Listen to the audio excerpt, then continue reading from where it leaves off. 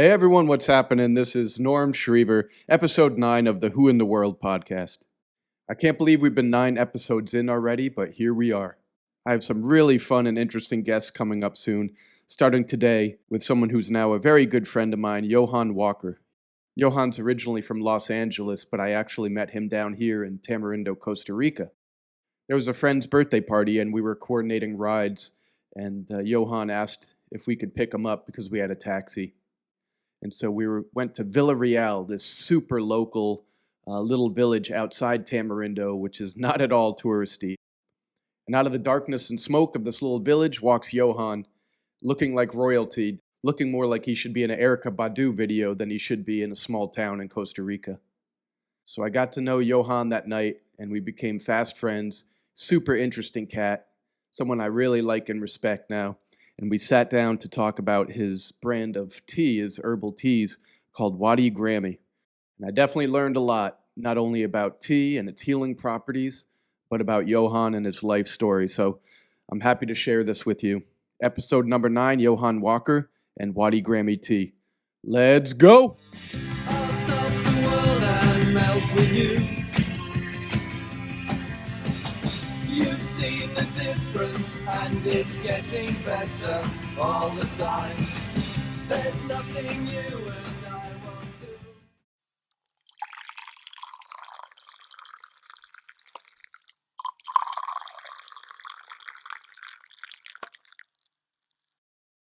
Okay, so what I've poured you is the Fairy Garden. This is mine right here? Yes. Beautiful.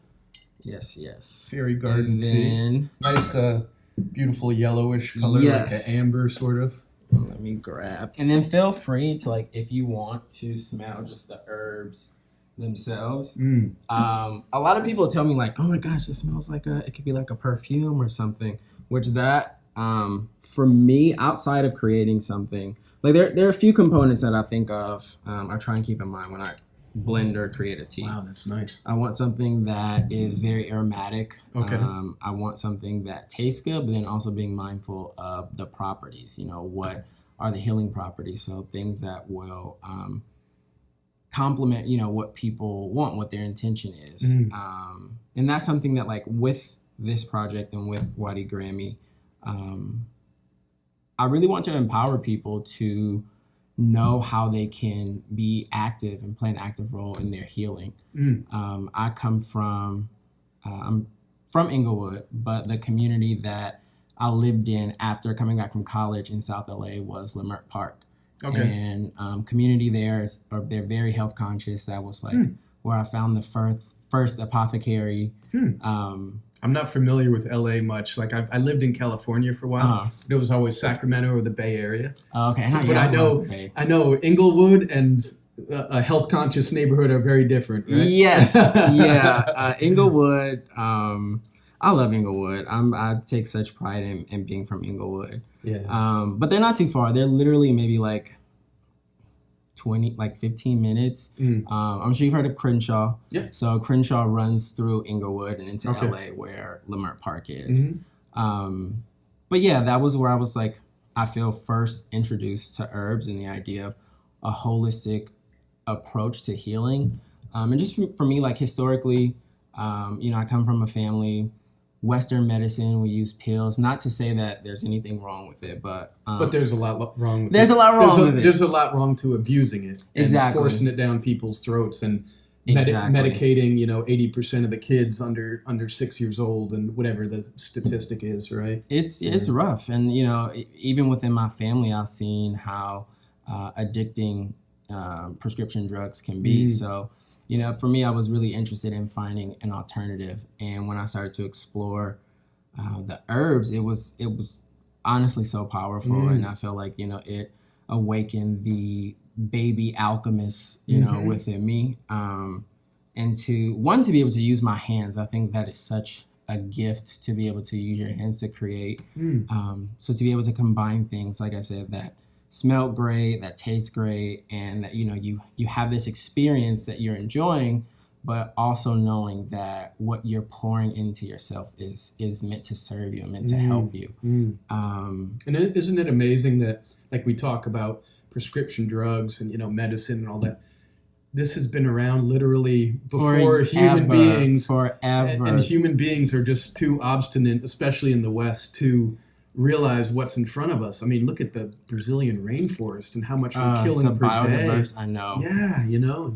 Honestly, we're losing species and herbs that probably could cure cancer or help, you know. And so I think it's important that the sort of the cycle has come back around where people are refocusing on this. Absolutely. And I think with, you know, the pandemic, I feel like I've definitely have seen like a rise or a wave of more people being mindful of what they put in their bodies, and again, just trying alternative ways of healing. So I think a lot of people are waking up to the idea of really taking care of themselves and being mindful of, you know, how we pour back into ourselves, not just, you know, emotionally, but physically, you know. So how young or old were you when you discovered this, you know, all the herbs? And did you have like a mentor or who walked you through it or taught you? Yeah, like I said, this is fairly new. I didn't really grow up with, you know, with herbs. The extent of my knowledge was what was in the pantry, you know. So there's a lot of herb in Inglewood. I know that. Yes, yes. It's a different type of herb. It's definitely a healing. Oh, my bad. Medicine. But yeah, it was. I want to say maybe around, like, I'm 29 now, so maybe like 26, 27. Okay. It was when I got my first apartment. In West Adams, which is like 10 minutes from USC. And yeah, I wanted to figure out, like, having my own space, it was important for me to like cultivate, you know, kind of routines and rituals. And tea became one of those things. And of course, just finding my way back to Leimert Park, that's where it really presented itself. And now, did you drink tea before that, or were you a coffee guy? Or you know, there was one season in my life. So really quick background story. It doesn't have to be quick. Take your time, huh? That's so what we're here for. As far as education, my background is in policy. Okay. And while I was studying, I did an exchange program in Sweden. And Swedes are huge coffee drinkers, and I'm not a coffee drinker. And I remember the first day I got there, all of my corridor mates were Swedish, and, you know, they were spending quality time in like the common area, and they offered me coffee. And I remember, like, right before we had to do this kind of like cultural sensitivity training, and they were just saying, you know, be open, you know, when they offer you things. And they offered me coffee, and it was just like straight up black, and it tastes like boiled dirt. Like, I am not a coffee drinker at all. But yeah, tea all the way. Yeah. But yeah, I haven't had a mentor. Yep. You know, there's so many elders in Leimert Park, and that's another reason why I love that community is, and each elder has their own gift set, you know, and their own talents. But I haven't connected with anyone, and that's kind of where I'm at now is, well, I'm at a lot of places, but that is something that I need to work on and really want to foster as like a relationship with the herbalist. But I've been doing my due diligence. I'm grateful for the resources that I've tapped into. I'm not sure if you're familiar with Lacenda here. So it's the largest cactus labyrinth in Costa Rica. And I think it may be like... I think I heard, is it? And it's not too far, It's not too far. It's in... not Santa, it's Santa Rosa. Okay. Santa Rosa. Yeah, that's pretty close. It's really close. So you have to check it out. I've heard about it. It's beautiful. But there are two women there, Ines and Victoria, who run or manage. There's a medicinal plant garden there, and that was one of the first experiences that I had when I got here, and just going through and foraging, and really like connecting with the plants. Like while there are urban gardens in LA, that was the first time that I felt I really truly connected with the plants. I volunteered a little bit in LA, and that was honestly, that was another time that I realized that I enjoyed like getting my hands dirty and connecting to the plants. And the visceral, is that the word? Like you're digging dirt, you're touching it, you're seeing the clipping earthworms and just like seeing the dirt around your fingernails and just like really connecting. It was really beautiful. But yeah, connected with them. And are they gringas? Are they Costa Rican? They are, well, so they're to and from, I believe, Croatia. Oh, okay. Yeah, they're from Croatia. No, I'm sorry, Lithuania. Okay. Yeah. But they've been here for at least like 3 years. Okay. Yeah. So when I first got here, I sat with them and, told them I really want to just learn more about the plant life here. Yeah. And that was another seed that was planted to help, further along Wadi Grammi, which this was not my intention, when coming here. I got here December 16th, and by the 26th, I had an apartment. And two of my friends. So you came right before Christmas. I came right before Christmas, and even me getting here was a whole journey. I was supposed to come March of 2020, but, with the pandemic. So I had my credit and I continued to work, which probably was not the best thing because I had, kind of hit a wall. And October rolled around. And you were back in LA. This is in the LA. Whole time and Yeah. Just waiting for Costa Rica to open up. Yeah. But like, we're also working and like, like I said, I hit a point where I wasn't really pouring back into myself. I wasn't checking in with myself. I was not really consistent with my tea practice. I was just like not caring for myself. And hit a point where I collapsed. And, I started seeing a therapist, a psychiatrist. I started doing like group therapy, and it was to a point where I was like in therapy like 4 or 5 times a week. And was it helpful though? I mean, it was helpful. But I don't think I was prepared for what was on the other end, when we talk, at least for me, talking about, doing the work, what our work is, I didn't realize mine was going to be so heavy. I was used to moving a lot and, I was really active in LA. I was doing community work. I was on neighborhood council. I was working. I had like a fellowship. It was just like a lot of movement. And when the pandemic happened, for a lot of people, it forced us to sit in everything. Just hit a wall, right? Yeah. So, a lot of that came up in therapy, and literally my first session, I just like broke down with my therapist, and, we spent the next few months just kind of digesting through trauma. And at the time it was difficult for me to call it that because for me, I had this association with trauma, me being a victim, and victims are helpless and weak. And that was the last thing that I wanted to be. But now, so it was like acknowledging trauma without being assigning yourself as a victim, or being powerless, right? If that's exactly. The word. Yeah. Interesting way of thinking of it. Yeah. And that was my therapist even had to work with me through that to to see that that doesn't have to be the narrative.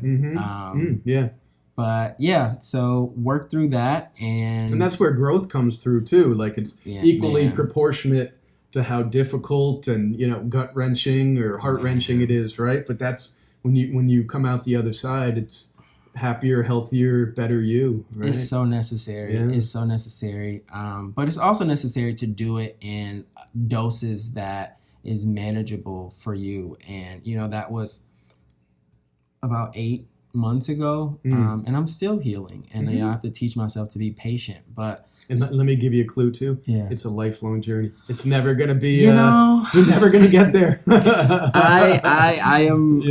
Once I think you have it better figured out than me, and I'm 49. So when you have it figured out, you tell me, huh? Yeah, that's I feel sometimes like a beauty, but then it's also just like, oh, okay, so these lessons never end. I know. But I feel like along the way you pick up tools that make addressing them a lot easier and less painful. So and you start knowing yourself, but you also know how to respond to different feelings or emotions or problems or obstacles, or right. That part is knowing yourself. Yeah, like that's so crucial. And I'm 29, and for so long I used to fear like, oh my God, by 30 I have to have X, Y, and Z. And it's like now going into my 30s, or, you know, preparing to go into my 30s, it feels like, oh my God, life is finally starting, you know, to make sense. And actually, the less you have to carry, right? The less you have on your shoulders, on your back, the burdens, right? Yes. Yeah. I used to use this term,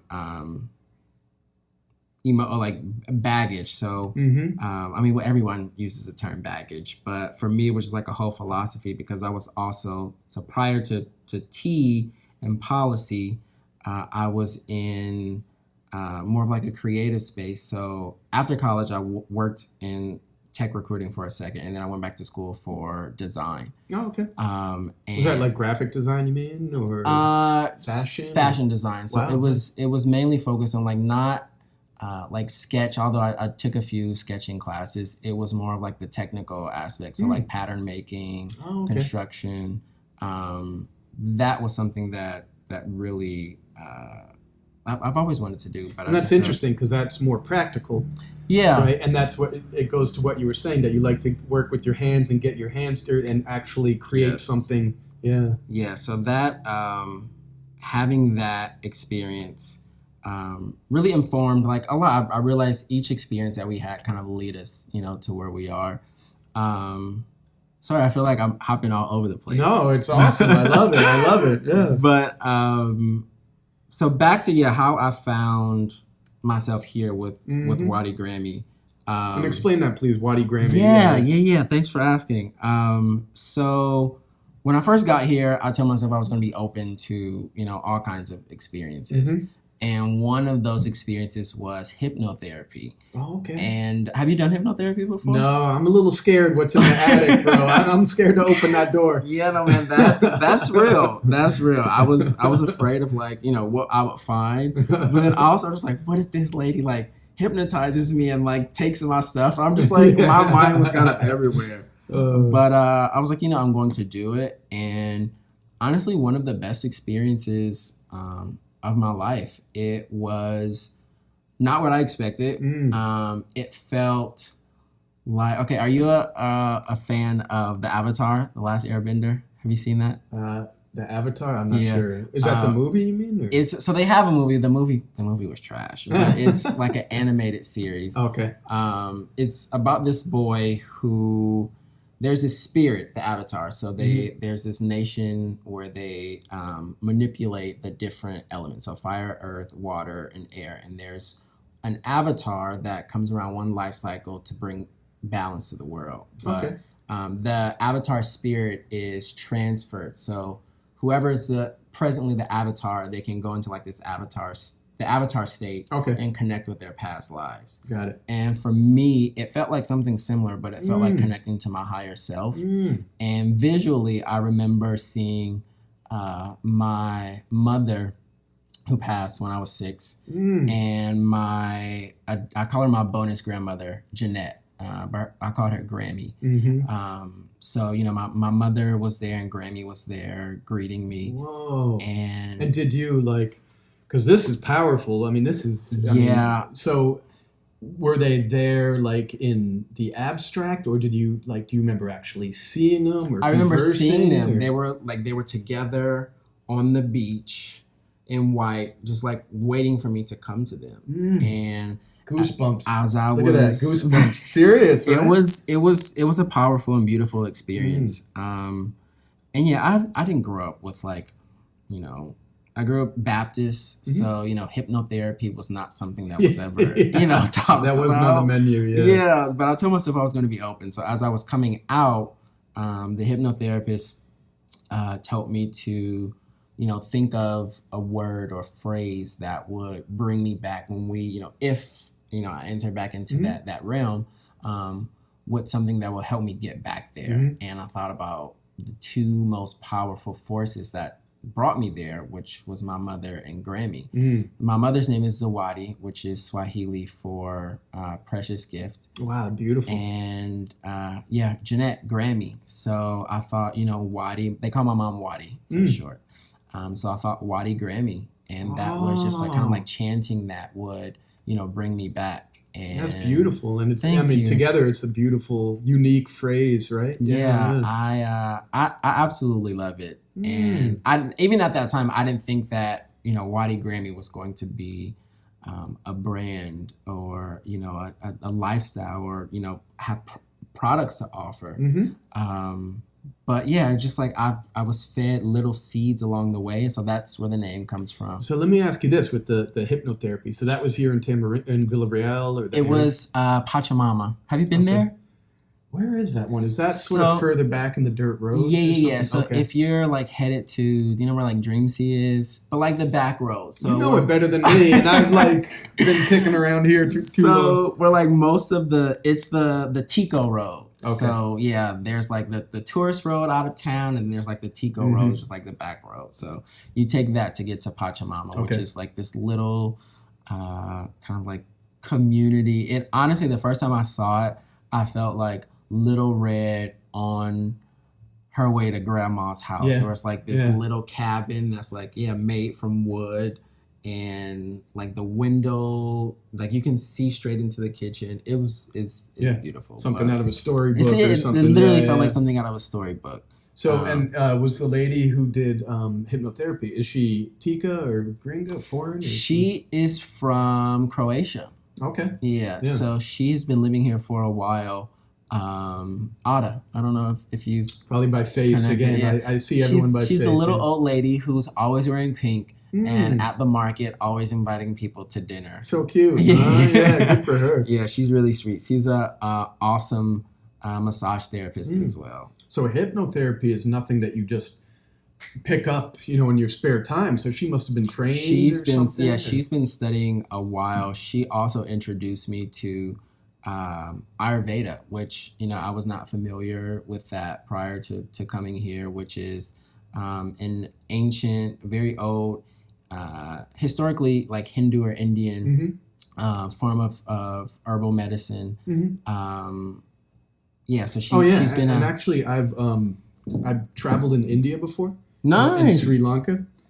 I never knew how to pronounce it. I never knew how to pronounce it. Yeah, Ayurveda. But they obviously it's the natural healing powers of plants and herbs and stuff. So they had, of course, in India and Sri Lanka, they're big on that and always have been.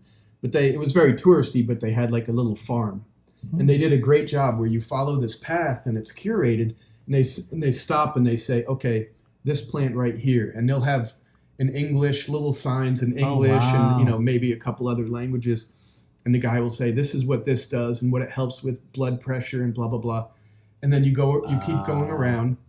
And are you able to forage at the same time, or can you only like look? No, you can forage in the gift shop, and they charge you for that. Believe me, they make money on it. But they did a great job explaining, and they did a demonstration.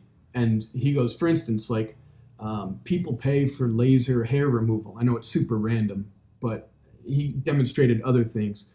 But he goes, people pay for all this in the U.S. And he goes, there's certain herbs that are, you mix them up or a paste and you put it on and it's instant and it's safe and there's no chemicals. And I was like, what, really? And he's like, volunteer. So, of course, he picks me, right? And no, that's not what happened in my head. That's not why I'm bald. And it was actually on my arm. And he mixes up these things in front of me into like a paste and he puts it on. And he just wait 2 minutes. It didn't sting. It didn't hurt at all. There was no sensation.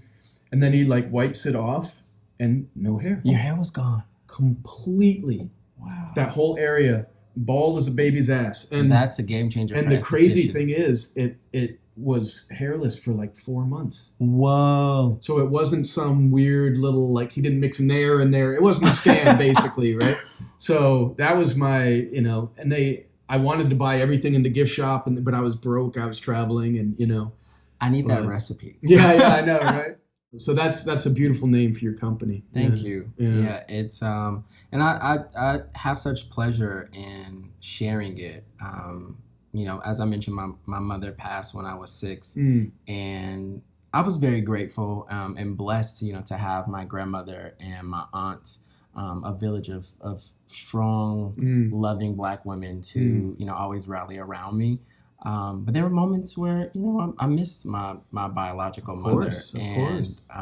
And 6 is a tough age. Any age is a tough age. Yeah. But 6 is tough because you're aware of who she is. Yeah. Like my father passed when I was 2 years old.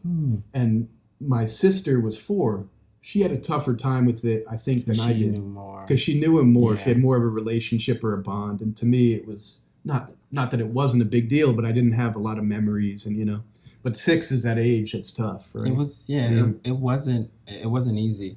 But like I've always had my grandmother there to help, you know, cushion the blow. But my mother had health issues. She had hyperthyroidism. And after her second pregnancy with my little sister, she passed 6 months after. Oh, okay.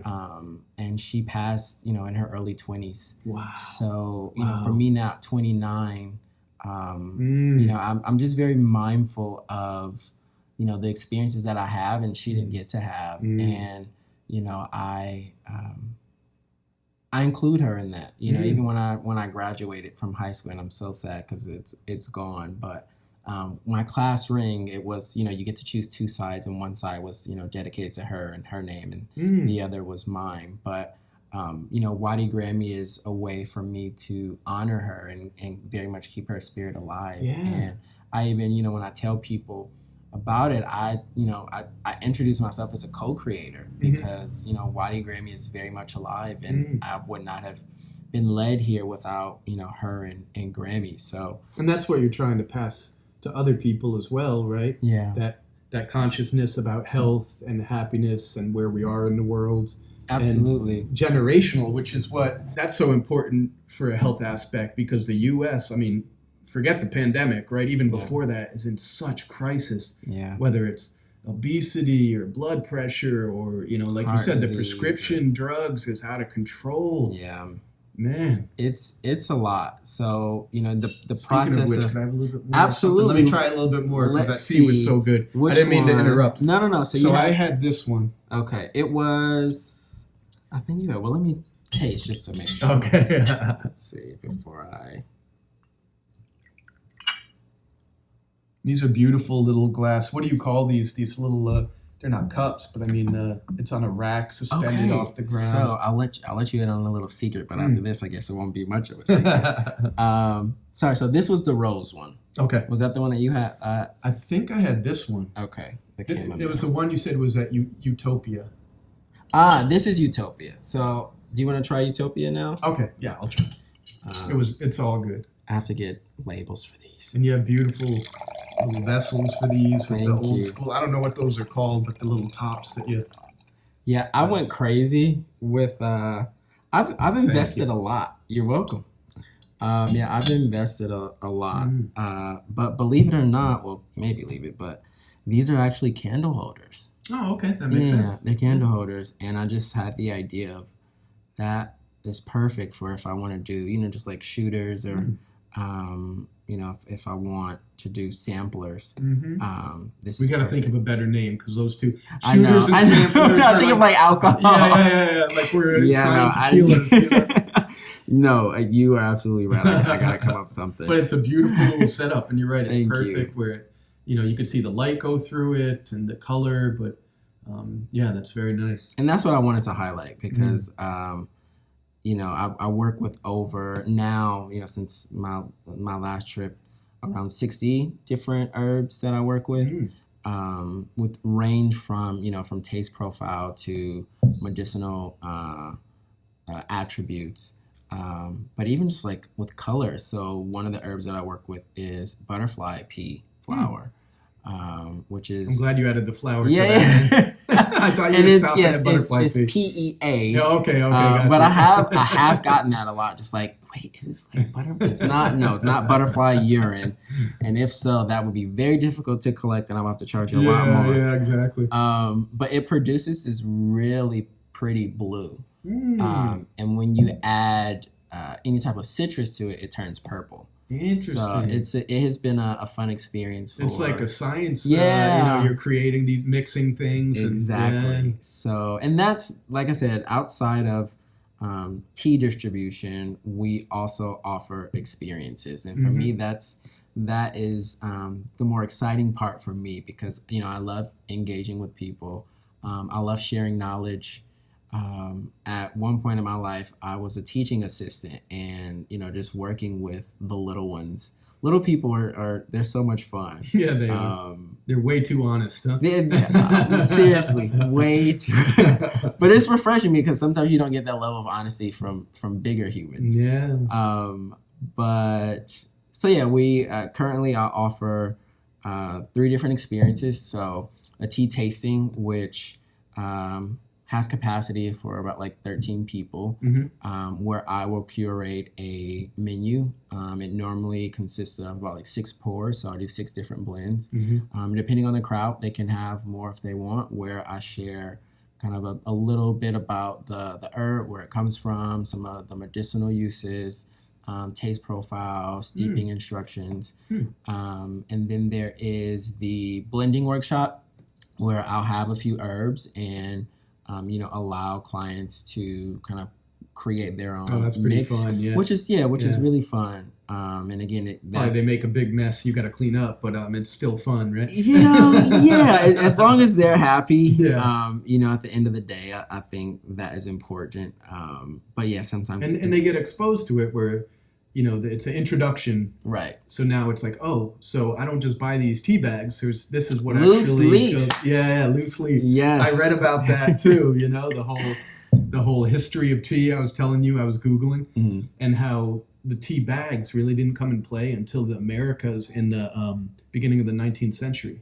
I didn't know that. Nice. Yeah. Before that, it was always But the history is insane. Like, of course, it goes back to China, like 6000 BC. Yeah. When the emperor's water was being boiled and some leaves fell from the tree, supposedly. Supposedly, no one knows. And then he liked the taste of it, so they started putting more plants in there, and there's all these different. But then in like England, there's some really, really interesting history with tea, and also the dark side of, the slave trade and smuggling and pirating and, the taxes. And I mean, the U.S. Revolution kicked off with the Boston Tea Party. And that's the beautiful thing is like there's so much information to be shared and to be, absorbed. And I've literally just like scratched the surface. And again, it's a lifelong thing because it's also the cultural component. Right. Different countries have used it, different ceremonies, like Japan, for instance. I'm a big fan of like Japanese culture and stuff. And then Sri Lanka, India, China. I'm trying to get England. as many stamps as you. I need to get on your level. Oh, man. Well, I'm showing in my laptop right now with all my little stickers. Okay, I was going to ask about that. I was like, did it come as like a set, or are those all the places that you've been? These are all the places. I have a flag on my laptop for each place I visited. There's probably about 4 or 5 that aren't on here that they didn't. But it comes as a set of like almost every country in the world, and you just stick them on. Well, what's been your favorite? If you have one, that's hard because there's it's hard to say. A lot. This looks like there's at least like 30. I think I've been to like 44 countries or 42, and a few aren't on there. But it's like, which is your favorite baby? Some places. Yeah, I know, right? Which would be me and you, right? Some places you love because the experiences you've had. Some people, it's the people. Some people you're like, ooh, if I had $1 million, I would retire there. I would go back there. So, I don't know. The answer is I have no idea. Wow. I need to take another round. I know you're right. Around the globe to tell you the answer. So well traveled. Yeah, that's. I'm looking forward to get to India. Of course, from yoga to, Ayurveda to really just like. I want what my dream is to travel to different countries to bring back herbs. I've always wanted to be a traveler. Beautiful. Yeah. So to be able to do that and and you will. You definitely will. Thank you. You're already. We're sitting here in Costa Rica. You already started that journey. Yeah, right? Getting here, for a lot of people, like in the middle of, last year was rough, and I. At moments, it just like felt that like my will to live was just like not there. Like brushing my teeth and getting out of bed was just like such a struggle. Was this when you were back in LA during the pandemic? This was back in LA. Yeah. This was when I was like in the thick of, my therapy and my medication. I was on antidepressants. where I really just felt like hopeless, and I felt like I don't have the will to keep going. Like I'm tired. I'm tired. And they say there's that quote. There's the kind of tired where you need peace and the kind where you need rest. And I think with the pandemic, it was the hopelessness for so many people, and that we couldn't control our own destiny. Yeah, we just basically had to wait. Hopelessness, and that's exactly and that's the kind of tiredness that you need peace. You need to move on from that, which you've done. Yeah, I'm so grateful that I have been able to, again, be the active participant in my healing, and it's a journey that continues to unfold. But just yesterday, I took like a nap in the middle of the day, and I didn't have to worry about a call from like a boss, or I have to be here. And again, going back to being the controller of your own time and your day is so powerful. And that wasn't the case in LA, because I had to exchange my time for money to survive, and I was literally just working to pay bills. And everything is so rushed, and it never ends. Once you're done with one thing, there's the next and the next, and you almost like you say, how are you? Oh, I'm so busy. Oh, great. Like that's like a badge of honor. Right. Seriously. In the US, right? Seriously. Oh, I'm so busy. Oh, work. And I still do it. I've been living abroad 11 years, and I'm like, work too much. I'm still like, go too much, or too busy. But it's still a way better version of me than when I was in the States. I'm probably half speed down here, which is nice. And I feel like that's the goal. Even if the accomplishments may be micro, you're moving in a better direction. You're moving towards a better version of yourself. And you could be balanced here. And each person decides what that means for them. Right. Some people, it's getting on the surfboard once a day. For me, it's doing this. And for me, I love nature. But the beach is wonderful, but I'm not like, oh my God, I can't wait to get there. I almost feel guilty. I don't go to the beach enough. Really? Yeah. And I was talking to Guadalupe about that this morning, or Val. But for me, it's culture. I'm fascinated by culture and people. And that makes sense. Just you literally being a citizen of the world. It's so interesting just to, see how people engage with one another, but I often like create scenarios of like, I want like this person's from X, Y, and Z. And they're here. What's their story? Yeah, what's their story? Yeah. So no, I totally get that. People watching. So when you got down here, December 16th? Yes, December 16th. Was it your first time in Costa Rica? It's my first time in Costa Rica. Yeah. Incredible. And like, what were your impressions instantly? I need to take this hoodie off. It's damn hot. It was extremely humid, and I think this is like the most humid place that I've ever been. But it has done wonders for the skin. Yeah. But I thought that it was beautiful. It was nice to see, just like it was just so lush. And the crazy thing is, like, I arrived in Villareal, which when I Costa, to my knowledge, is like the drier side. Yep. So to think, like as much green as I'm seeing, like there are places that are more green and more lush. But just looking out and seeing just like mountains and trees, and like I love climbing trees. So as I was leaving the airport, I was just like looking out of the window, just like looking at the trees. You're like, I want to climb. I want to climb. Yeah. So I felt right at home. I felt right at home. And that time of year, it's dry, but it's hot. But there's that wind. When you get when that breeze hits you, you're like, oh, that feels so good, right? It was, I was just like, this is where I'm meant to be. And it was just an overwhelming sense of gratitude that like I got here. I went going back to Lucinda. That was like one of the first experiences that I had when I was doing the walk. I saw a cotton tree, which I always thought cotton, they were like bushes. I didn't realize that they were trees. Yeah. But this was like, if it was a bush, it was huge. Like it was a tree. And I had this moment of pure bliss and gratitude because I never seen a cotton tree. And to think, as an African American, what cotton means for my lineage Yep. and just what our relationship has been with cotton and how my ancestors were literally forced, enslaved to cultivate and to pick this. And here I am as a liberated queer man standing in his majesty who is having a experience that is literally a 180 of what my ancestors' experience was with cotton.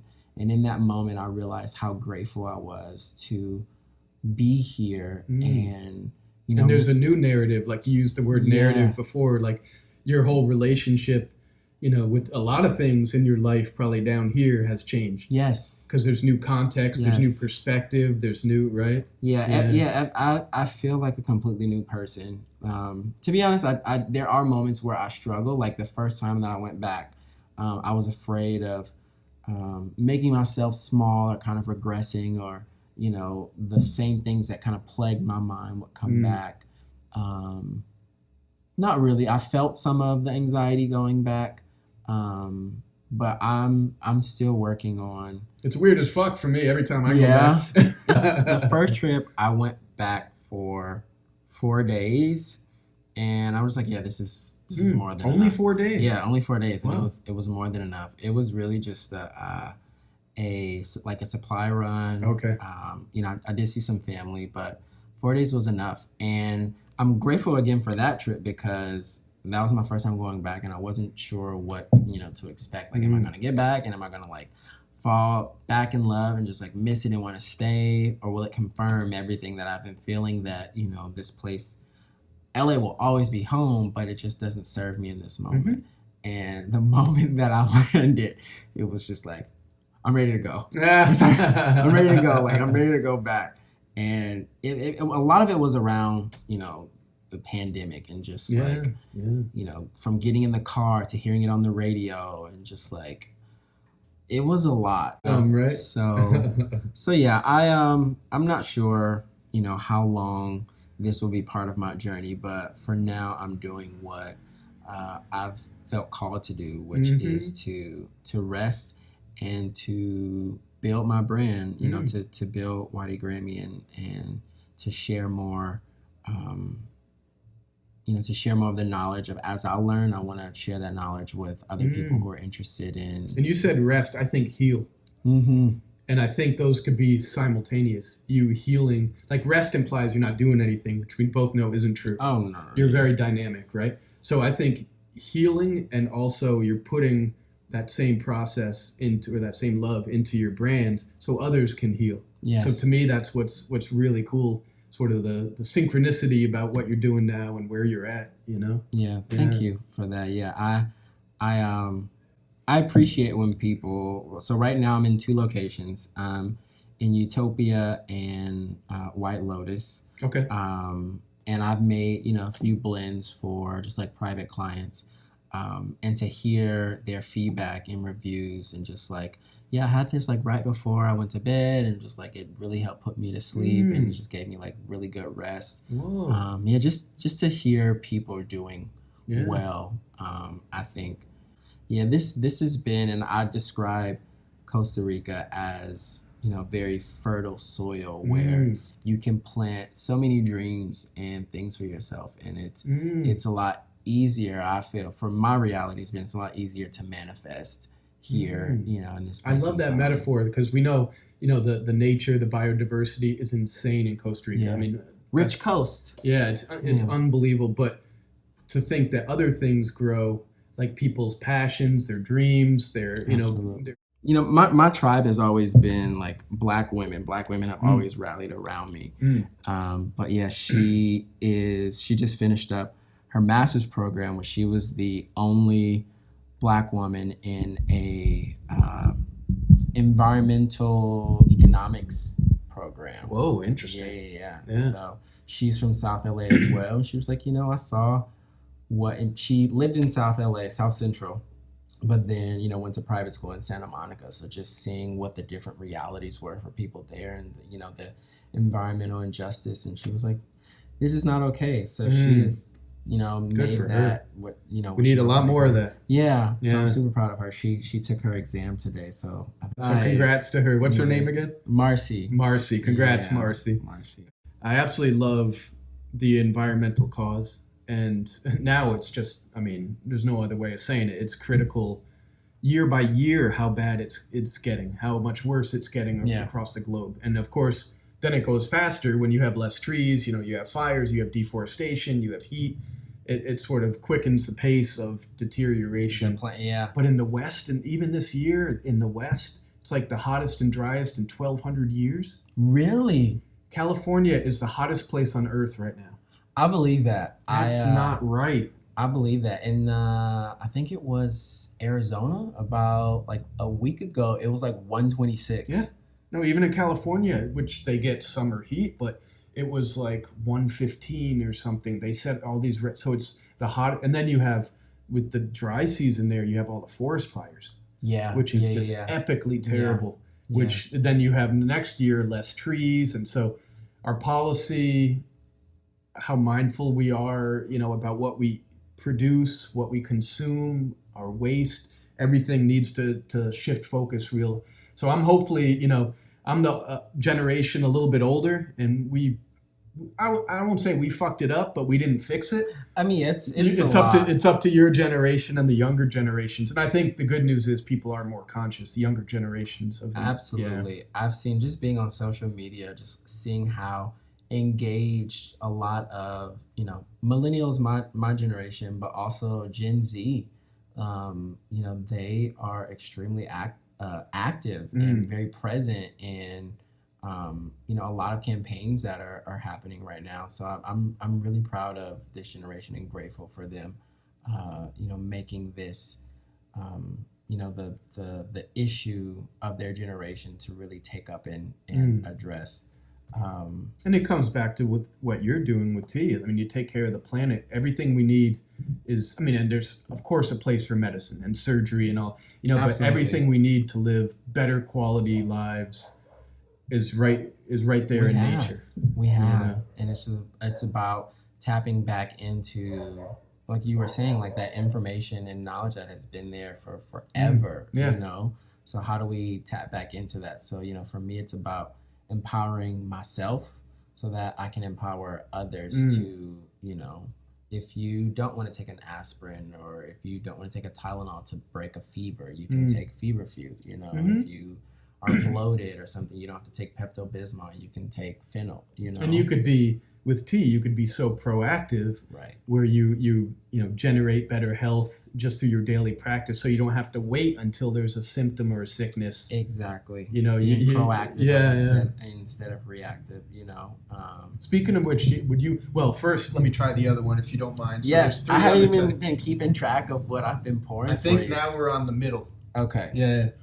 But I also want to hear a lot about the health benefits of these different teas, and because I'm a big coffee drinker. I go, and you're gonna hate me for this. I go from coffee with Baileys. I have to have a little Baileys in my coffee, and I'm working. Even afternoon, I drink some coffee, and then I go right from the coffee with Baileys to alcohol after sunset. So, oh man, I probably need a little tea break in there somewhere, huh? Yeah, that would serve you. You don't condone my lifestyle, huh? It would serve. No, I'm not even going to knock it, because I'm not going to act like I don't enjoy a good spirit. I actually have even tried some herbal cocktails. So at Val's party, which is when we first met and connected. Yeah, that was, yeah. You made those were tea-infused cocktails, right? And those were amazing. Thank you. Yeah, that was my first time presenting, to people. You were very confident, like, with the speaking, and you weren't rushed. It was the mic. No, you did a great job. Machine. No, you did a great job.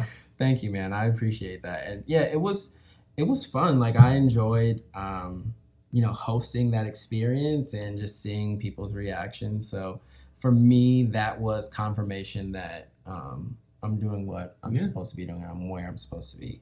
I was actually approached by a restaurant to see, if I could create, some cocktails for them. So I'm grateful for the opportunities that have been have been coming up. That's another. I know you said you have 3 like platforms or experiences that you offer.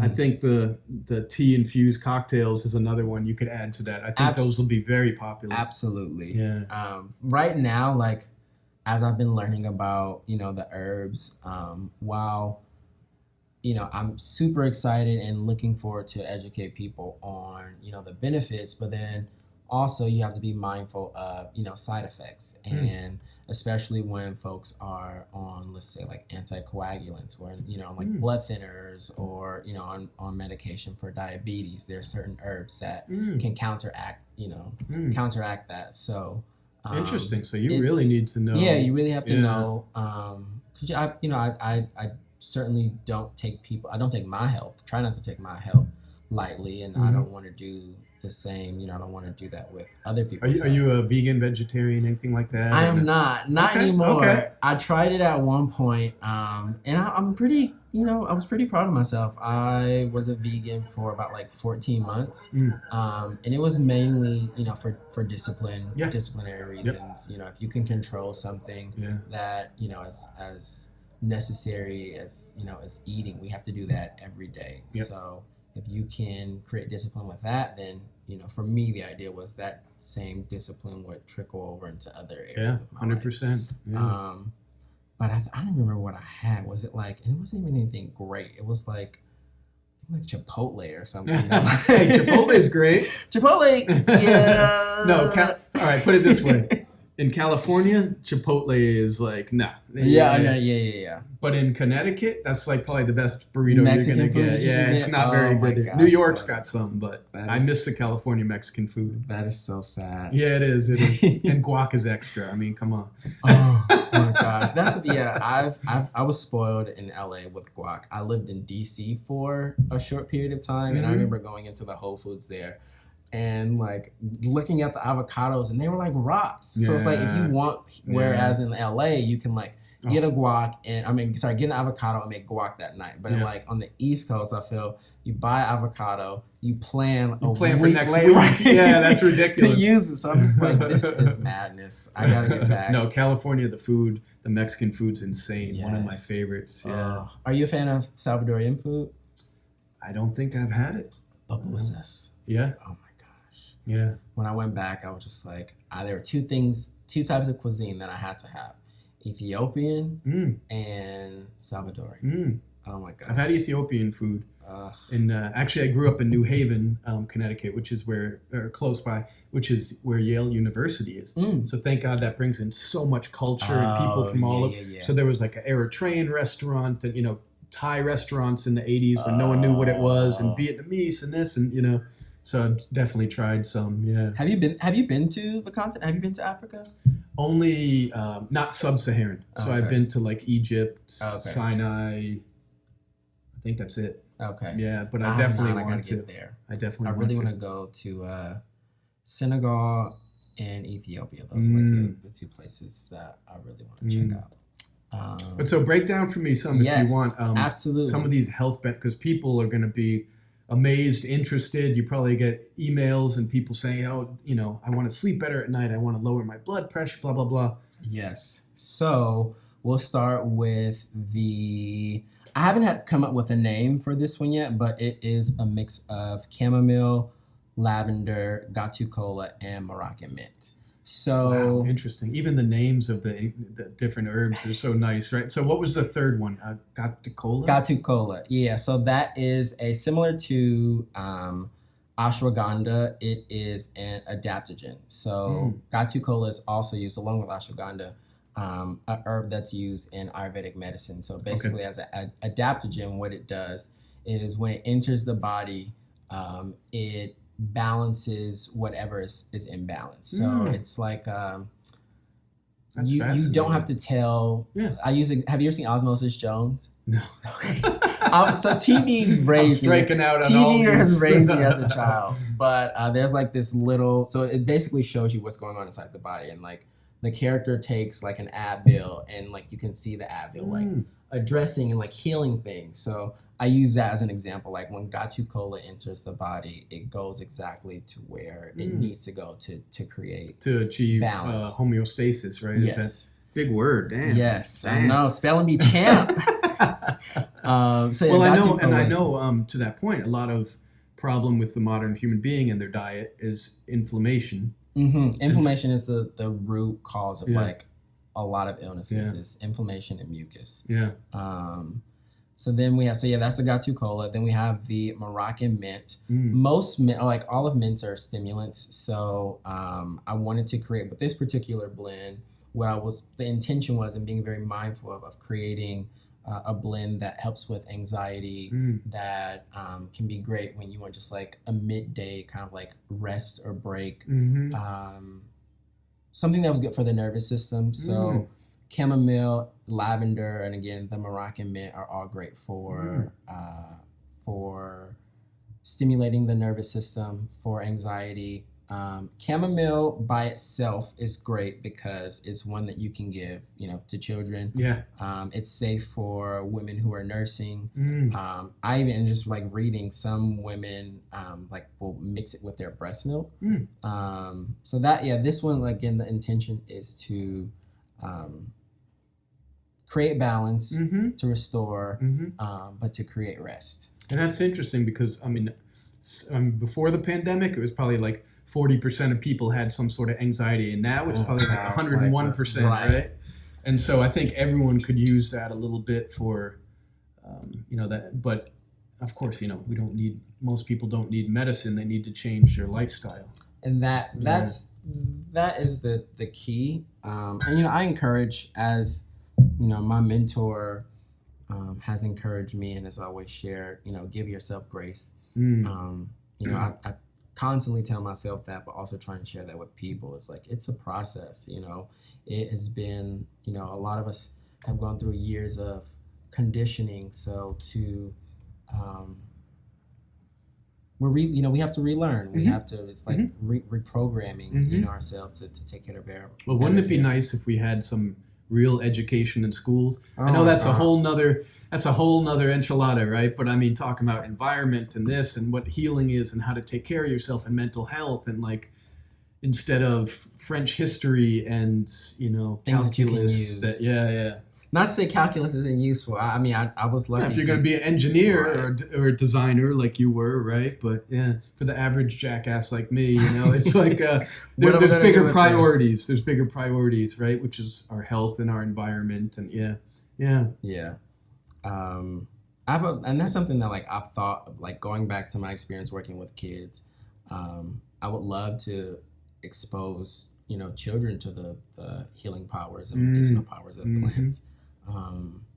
To start them so young, like knowing, how they can address anything that they may be feeling, or just like empower them to like, I'm not feeling well, let me go and, address whatever ailments I'm feeling with things that come from the earth. And even if, of course, the whole goal is for people to change their health, their exercise, their eating especially. But even if people didn't do that stuff, drinking the right teas and ingesting the right herbs and stuff will definitely help how they feel, Absolutely. Health and wellness, their medical conditions, right? Health is wealth. Yeah. Health is wealth. So that is that blend. We're going to move on to the Fairy Garden. So that was the first one I had. I forgot the name, but Fairy Garden was the first one. Yep. So that is a mix of rose, moringa, and cashew. So cashew flower. I didn't know that cashews grew flowers. I also didn't know that. Did you know cashews grew fruit? There's like cashew fruit. I thought they just came in a can and that's it. So when I got to Lucinda, I saw like these beautiful flowers on the tree, and I'm just like, what? That was a cool place for you, huh? That was like an epiphany. It was like, I just felt like my inner child was like alive and present in that moment. Like, let me know when you want to go back. I'll roll back there with you. Absolutely. Yeah. They actually do I've done it once. I'm not sure if they're still doing it. I'm sure they are.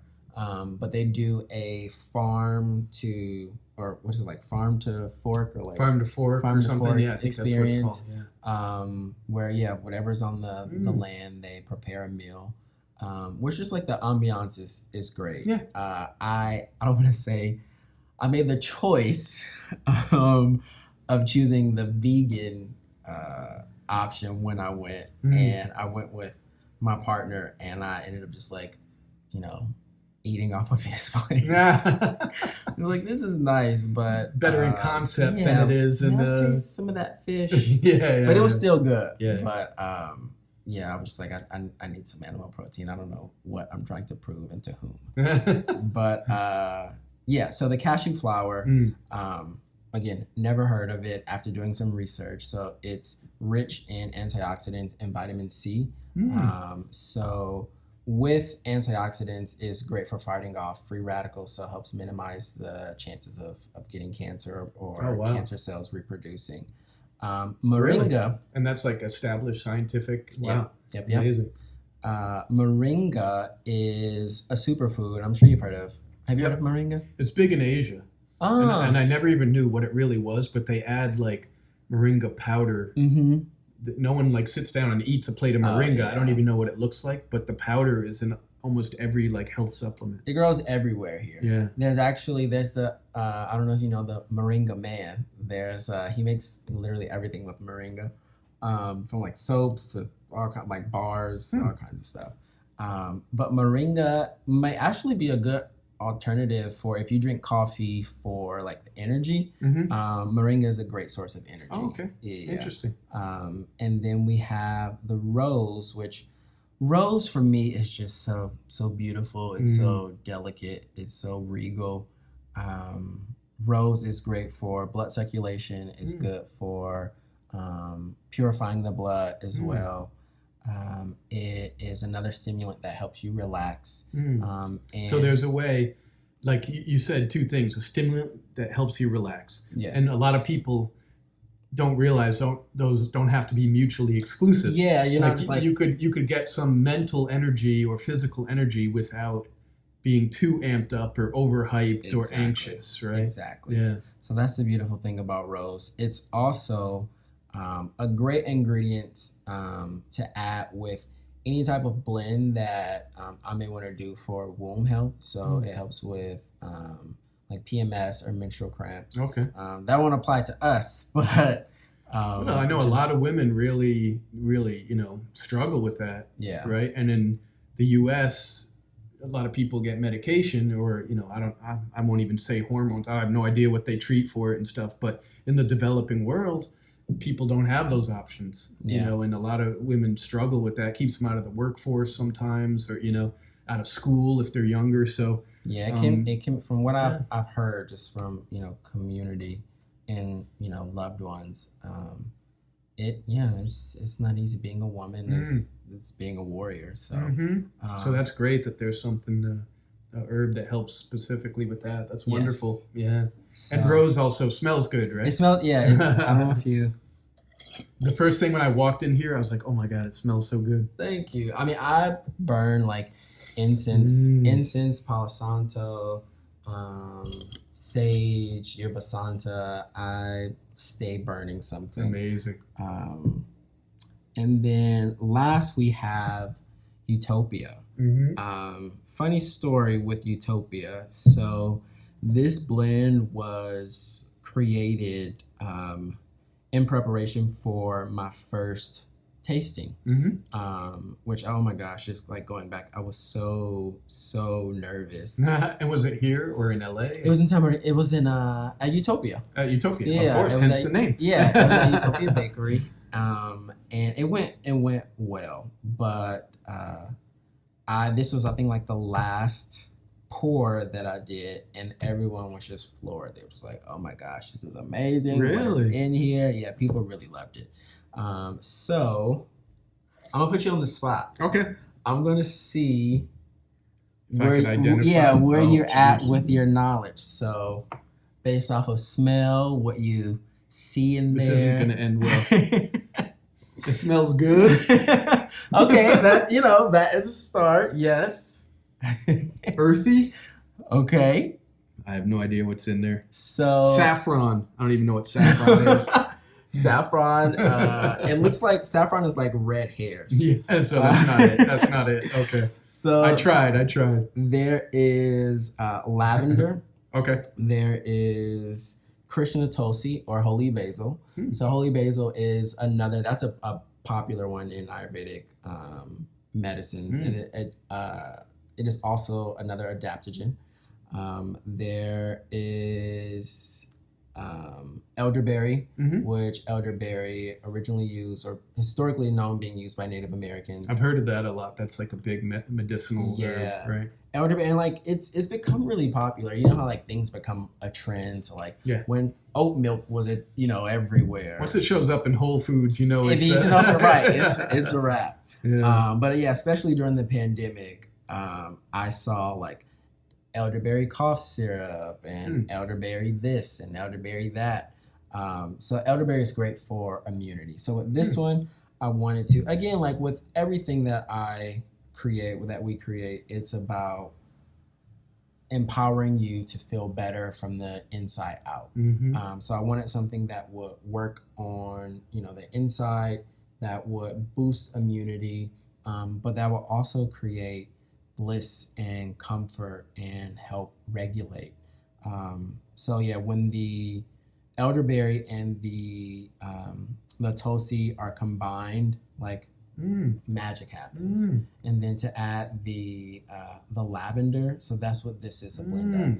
I believe that there may also be some Wana Lama in here, which is thought I sensed a little Wana Lama. I didn't want to say it though, When saffron, I was focused on the saffron and the earthy, You were on it, yes. Always follow your first gut. So not only, I think you said you have about 60 herbs that you work with. Yeah. And then the combinations do something completely different too. Correct. So I mean, the variations are sort of like just They're crazy endless. number, right? And that's where I'm at now.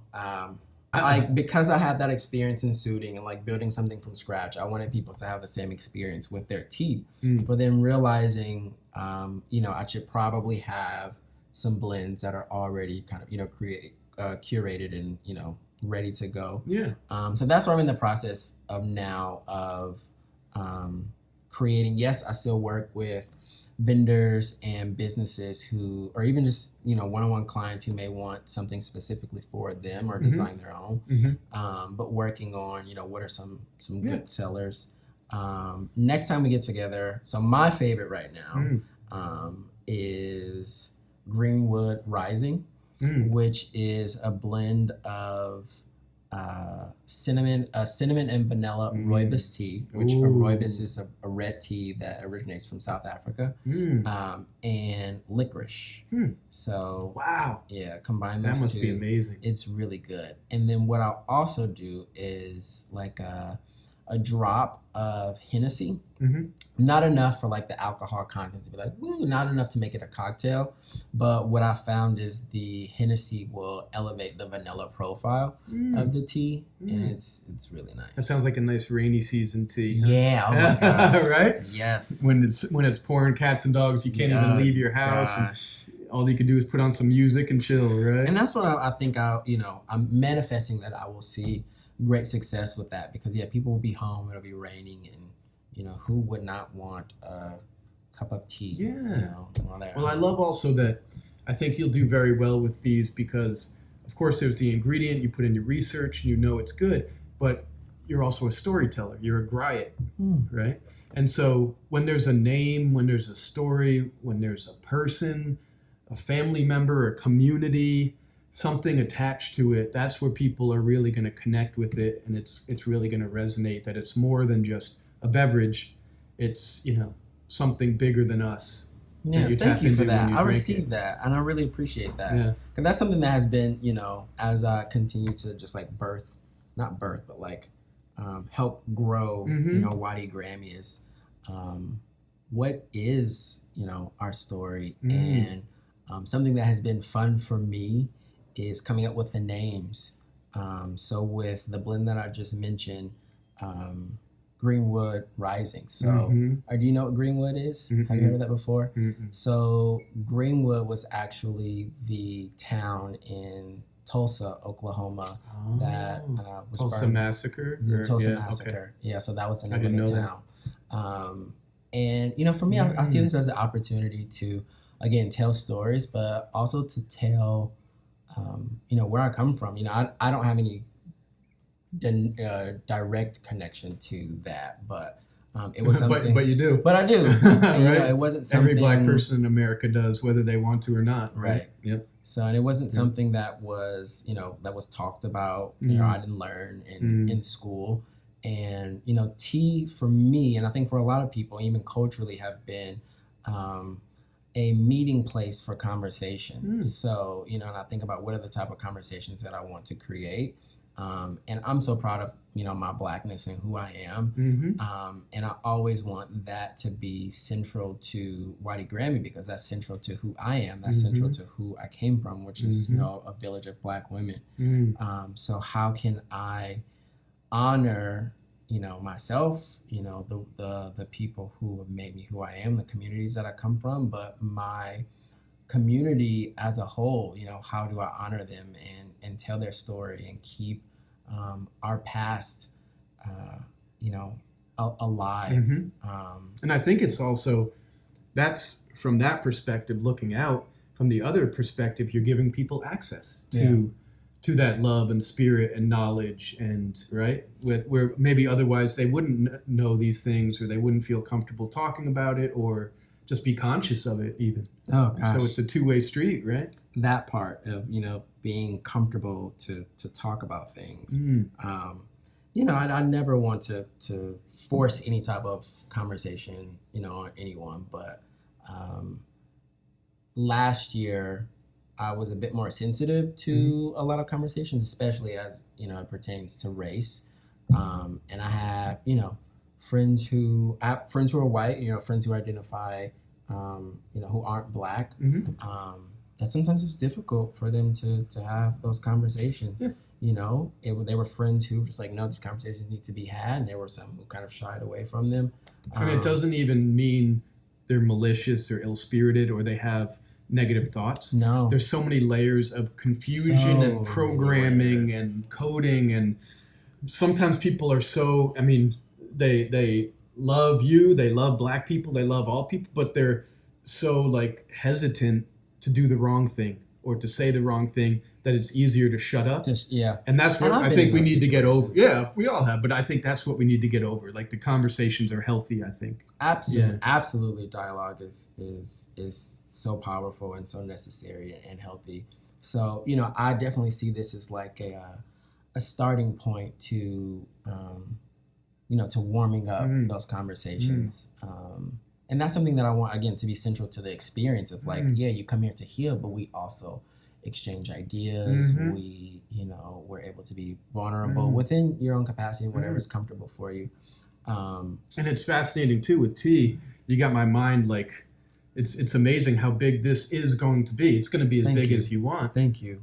To speak at schools and community meetings and all these places to talk about these things. And if you could take a tea and talk about the health, but also maybe the cultural, geographic, historical, you know, what goes into it. And again, telling those stories. And you know, like you said, this tea is from this herb, or this tea is popular in South Africa, and this is why it was used. And, you know, a good example has nothing to do with tea. We were talking about capoeira this morning with a friend. I was training a friend in a little bit of boxing. Yeah. And she's like, yeah, but I feel like it's sort of like, what are they doing? They're just like all over. It's not even like a martial art. Like, what? It's sort of like phony. But it wasn't negative. She just didn't understand. I go, no, that was from Brazil, where slaves weren't allowed to do any martial arts or any warrior training, because of course the plantation owners were threatened by any of that. So they had to disguise it as a dance. Wow, I did not know that. Thank you for that piece of history. Yeah, that totally had. So people from afar, they go, oh, look at their dancing and doing flips and these beautiful acrobatic things, and it's just a fun little dance. They could continue. They were really training for combat. Wow.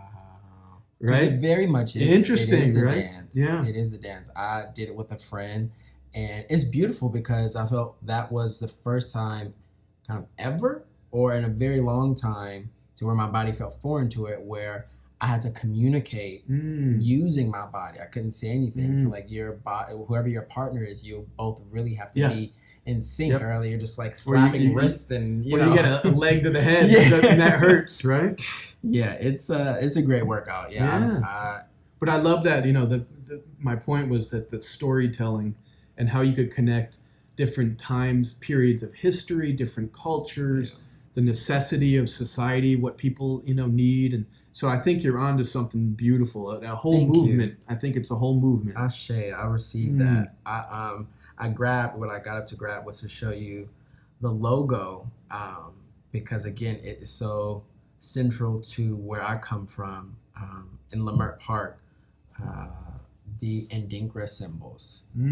So the one that I use is the Sankofa. So there's two types of Sankofa. So I don't know if you've ever seen, so it looks like a heart. So it's beautiful, looks like either green heart or two sides of butterfly wings, right? Oh my gosh. With bigger wings. Yes. Is it really? Yeah. Yes. And a beautiful orange backdrop. And that was the idea.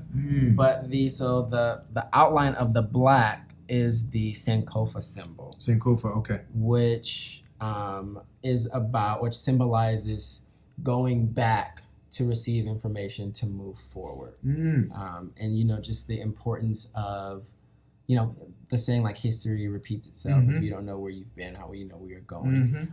The importance of honoring the foundation and the legacy that was laid, you know, by my forefathers and mothers, and what that means for me moving forward. And I love that right under Wadi Grammi it says, pulling from past, propelling towards promise. And that's to what you're saying, huh? That's beautiful, yeah. Yeah, thank you. Yeah, artisanal so tea for the soul. Yes. I love it. You know, it's fun for me to encourage you because I believe in you and what you're doing. Thank you. More people could benefit. But I really thank you for your time today. And like I said, now I'm a big fan. I'm going to be hitting you up and ordering some teas. Thank you, man. Definitely hitting Utopia and White Lotus as well. Yes, and thank you for your time. This is actually my first podcast. I did a radio like segment with a friend where I came on, and it was horrible. It was horrible. So I felt like this was an opportunity for me to redeem myself. Well, this was far from horrible, my friend. So. But this was amazing. So I thank you, you know, for holding space, you know, for allowing me to tell my story, for listening, and you know, letting me share with your audience, with your platform. I'll stop the world and melt with you. You've seen the difference and it's getting better all the time. There's nothing you and I won't do. I'll stop the world and melt